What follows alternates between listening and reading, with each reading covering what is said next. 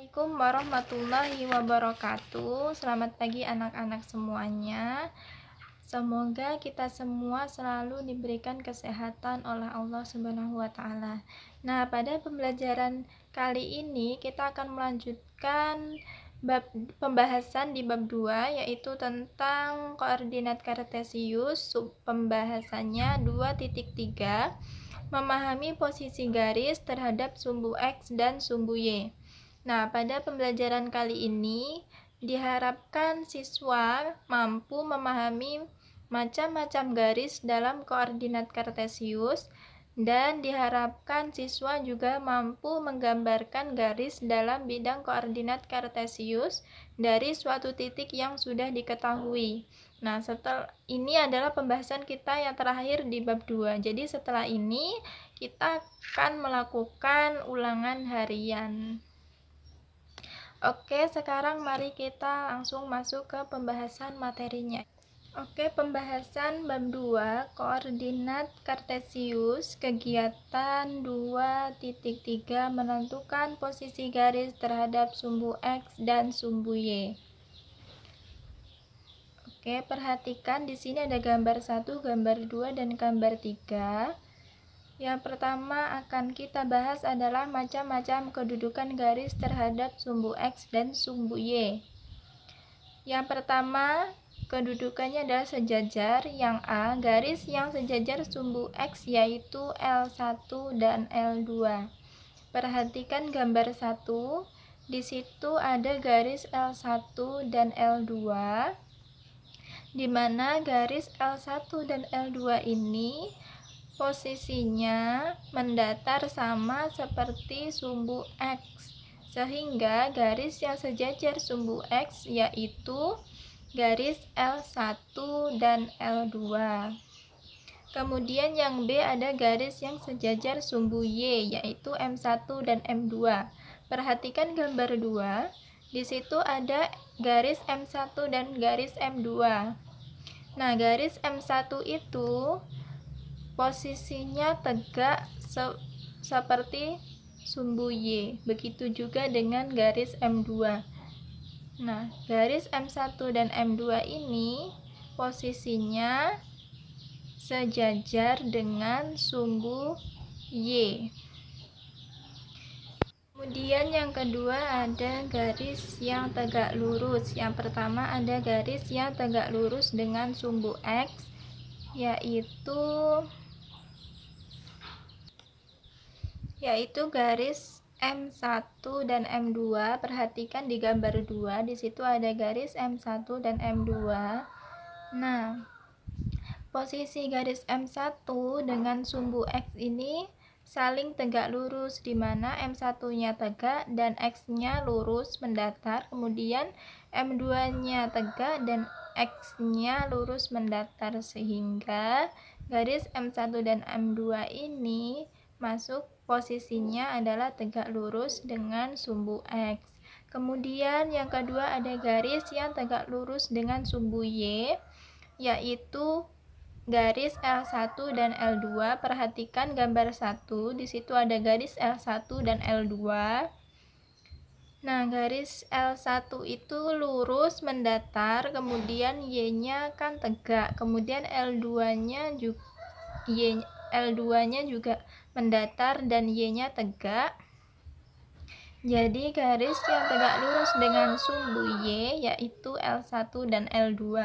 Kemudian yang terakhir ada garis yang memotong sumbu X. Perhatikan di gambar 3, di situ ada garis N1 dan N2. Di garis N1 itu melalui sumbu X dan melalui sumbu Y. Jadi dia memotong sumbu X dan Y. Kemudian ada garis N2 juga melalui sumbu X dan sumbu Y. Jadi dia juga memotong sumbu X dan Y. Oke. Selanjutnya kita akan membahas tentang kedudukan garis terhadap garis dalam bidang koordinat kartesius. Nah, yang pertama ada gambar 4, yaitu saling sejajar. Perhatikan garis K1 dan K2. Di situ garisnya saling tegak, sejajar. Jadi garis K1 dan K2 ini posisinya adalah saling sejajar. Nah, kemudian perhatikan lagi di situ ada garis L1 dan L2, di mana garis ini juga saling sejajar.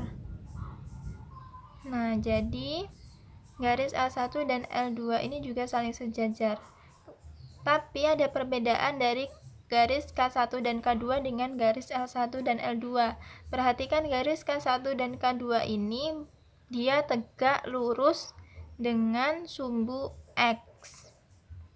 Sedangkan garis L1 dan L2-nya dia menyerong sehingga dia sejajar tetapi tidak saling tegak lurus terhadap sumbu X. Kemudian ada gambar kelima yaitu saling berpotongan, ada garis M1 dan M2.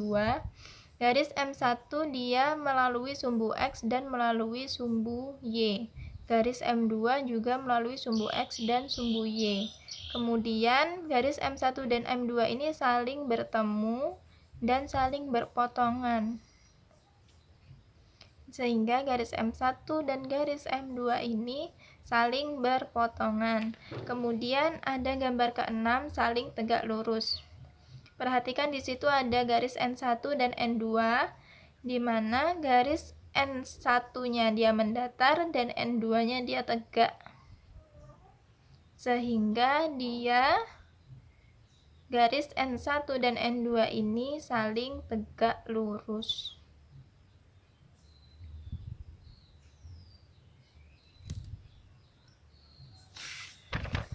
Oke, kita masuk ke pembahasan selanjutnya yaitu menggambar garis yang melalui titik yang sudah diketahui. Di sini ada gambar 7, gambar 8, gambar 9, dan gambar 10. Ini adalah gambar yang berkelanjutan. Di gambar 7 yang diketahui hanya ada satu titik yaitu titik 2,-2. Nah, dari titik yang diketahui ini yaitu titik A, diminta untuk menggambarkan garis apa saja yang melalui titik A tersebut. Nah, di gambar 8 ini ada digambarkan garis yang sejajar sumbu Y dan saling tegak lurus dengan sumbu X yang melalui titik A. Kemudian di gambar 9 ada garis yang sejajar dengan sumbu X dan dia juga melalui titik A, dan garis ini juga saling tegak lurus dengan sumbu Y. Ya kan, kemudian ada gambar 10. Di situ digambarkan garis yang melalui titik A, 2, -2 yang melalui sumbu Y dan sumbu X sehingga dia membentuk garis yang berpotongan. Nah, kemudian di sini juga ada contoh di gambar 11. Misalnya diketahuinya adalah dua titik yaitu titik A dan titik B. Maka garis yang terbentuk dari menghubungkan dua titik ini adalah garis yang berpotongan dengan sumbu X dan sumbu Y. Kita akan masuk ke contoh soal yang lain, yaitu di sini sudah ada koordinat kartesius. Misalnya yang diperintahkan yaitu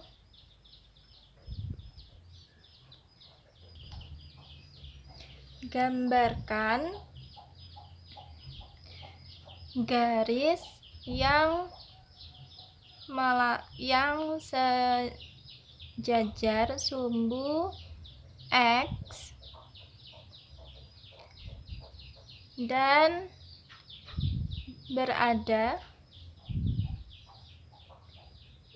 berjarak 5 satuan ke bawah